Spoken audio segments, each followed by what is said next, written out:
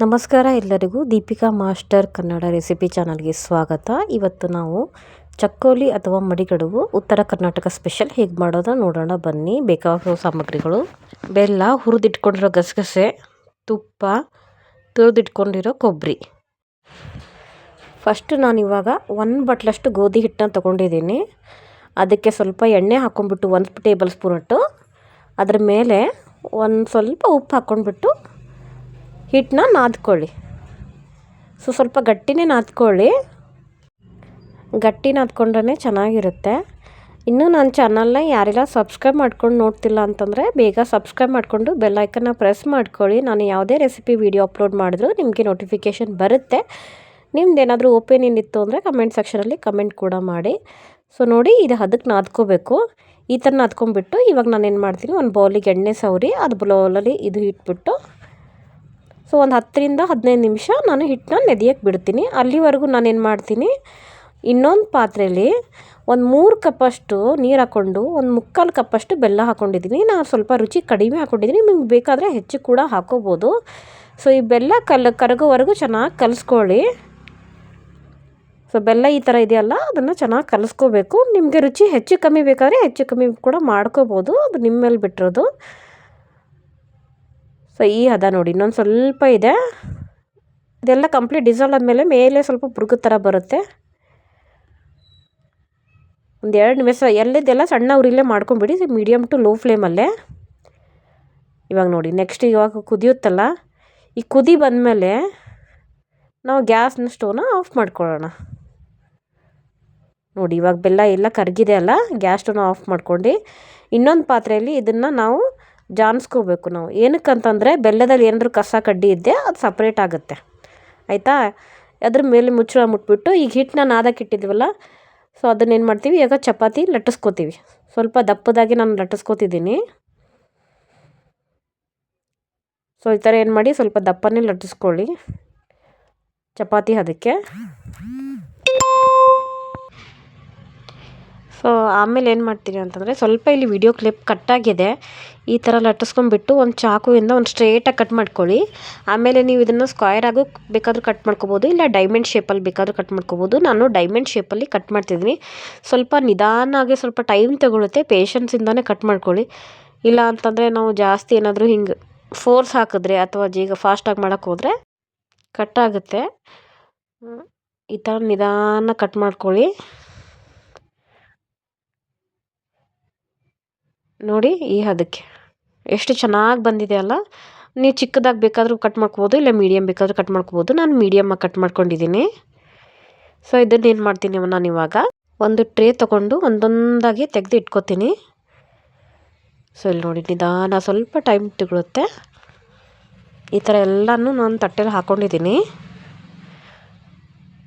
ನಾನು ಗ್ಯಾಸ್ ಮೇಲೆ ಇನ್ನೊಂದು ಪ್ಯಾನ್ ಇಟ್ಬಿಟ್ಟು ಆವಾಗೇ ಇಟ್ಕೊಂಡಿದ್ದೀವಲ್ಲ ಬೆಲ್ಲದ ನೀರು, ಆ ಬೆಲ್ಲದ ನೀರನ್ನ ಇದೆಲ್ಲ ಹಾಕಿದ್ದೀನಿ. ಇದು ಒಂದು ಕುದಿ ಬರೋವರೆಗೂ ನಾವು ವೇಟ್ ಮಾಡಬೇಕು. ಆ ಕುದಿ ಬಂದ ಮೇಲೆ ಅವಾಗೇನು ನಾವು ಕಟ್ ಮಾಡ್ಕೊಂಡು ಇಟ್ಕೊಂಡಿದ್ದೀವಲ್ಲ, ಅದನ್ನು ಇದರಲ್ಲಿ ನಾವು ಲೋ ಫ್ಲೇಮಲ್ಲಿ ಗ್ಯಾಸ್ ಇಟ್ಬಿಟ್ಟು ಒಂದೊಂದಾಗಿ ಹಾಕೋಬೇಕು. ಅಂಟ್ಕೋಬಾರ್ದು, ಅಂಟ್ಕೋದಿರೋ ಥರ ನಿಧಾನವಾಗಿ ಹಾಕೋಬೇಕು. ಬಿಸಿ ಇರುತ್ತೆ, ಸ್ವಲ್ಪ ನೋಡ್ಕೊಂಡು ಹಾಕೊಳ್ಳಿ.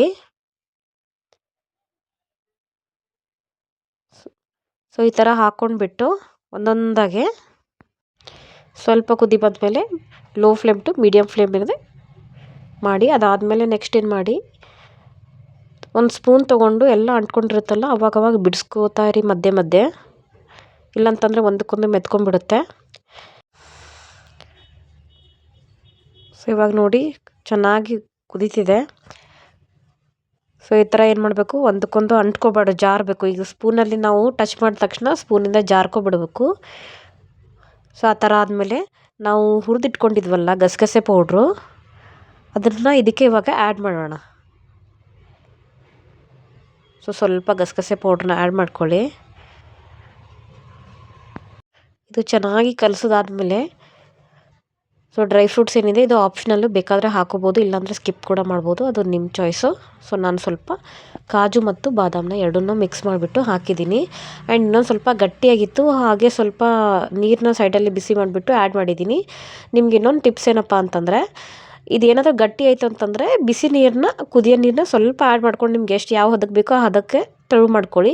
ಒಂದು ವೇಳೆ ತೆಳು ಆಗಿತ್ತು ಅಂತಂದರೆ ಒಂದು ಸ್ವಲ್ಪ ಹಿಟ್ಟು ತೊಗೊಂಡು ಅದರಲ್ಲಿ ನೀರು ಮಿಕ್ಸ್ ಮಾಡಿ ಇದಕ್ಕೆ ಆ್ಯಡ್ ಮಾಡ್ಕೊಳ್ಳಿ, ಗಟ್ಟಿ ಆಗುತ್ತೆ. ಇದು ಟಿಪ್ಸು.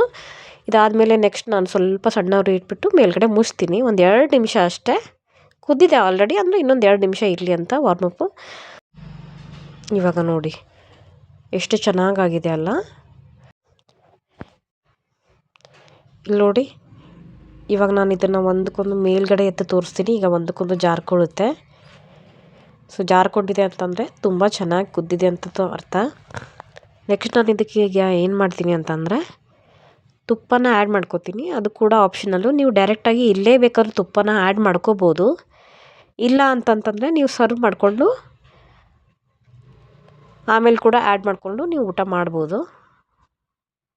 ಸೊ ಇಲ್ಲೇ ಆ್ಯಡ್ ಮಾಡಿದ್ರೆ ಏನಾಗುತ್ತೆ ಅಂತಂದರೆ ಎಲ್ಲನೂ ಮಿಕ್ಸ್ ಆಗಿಬಿಡುತ್ತೆ ಇಲ್ಲೇ ತುಪ್ಪ.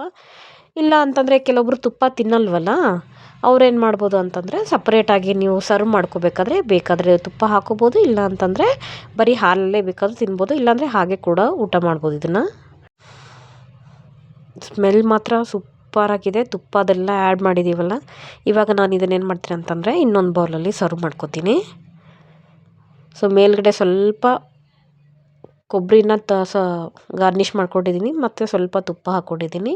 ಇದನ್ನು ನೀವು ಹಾಲಲ್ಲಿ ಬೇಕಾದರೂ ತಿನ್ಬೋದು, ಇಲ್ಲ ಹಾಗೆ ಕೂಡ ತಿನ್ಬೋದು. ತುಂಬ ಅಂದರೆ ತುಂಬಾ ಚೆನ್ನಾಗಿರುತ್ತೆ, ತುಂಬ ಹೆಲ್ದಿಯಾಗಿರುತ್ತೆ ಕೂಡ. ಒಂದು ಸತಿ ನೀವು ಮಾಡಿಕೊಂಡು ಟೇಸ್ಟ್ ಮಾಡಿ ನೋಡಿ. ಸೊ ನಾನು ನಿಮಗೆ ಮತ್ತೆ ಮುಂದಿನ ವೀಡಿಯೋದಲ್ಲಿ ಮತ್ತೊಂದು ಹೊಸ ರೆಸಿಪಿ ತೊಗೊಂಡು ಸಿಗ್ತೀನಿ. ಅಲ್ಲಿವರೆಗೂ ಬಾಯ್.